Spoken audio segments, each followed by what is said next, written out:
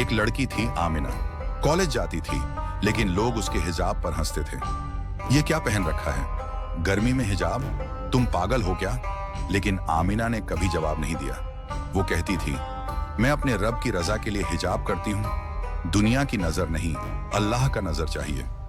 एक दिन उसके कॉलेज में एक नई टीचर आई, हिजाब में। पूरे कैंपस ने उनका इज्जत से स्वागत किया। आमिना हैरान थी। वो टीचर उसके पास आई और बोली, तुमने सब्र और हया के साथ जो मिसाल दी है, उसी ने मुझे हिजाब की तरफ वापस लाया।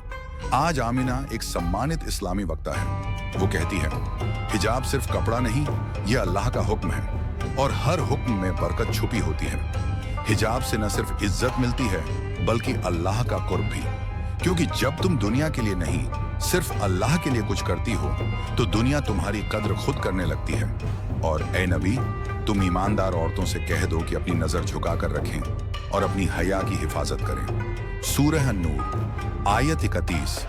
हिजाब सिर्फ एक कपड़ा नहीं, ये एक पहचान है, एक इबादत है और एक हया की हिफाजत। जब तुम हिजाब करती हो, तुम दुनिया से नहीं, अपने रब से जुड़ती हो।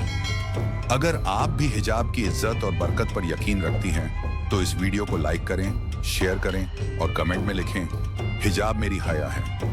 और अगर आप ऐसी और दिल को छू लेने वाली इस्लामिक कहानियां देखना चाहती हैं, तो चैनल निदा मुस्लिम हज वॉइस को सब्सक्राइब करना न भूलें। जज़ाकल्लाह खैर।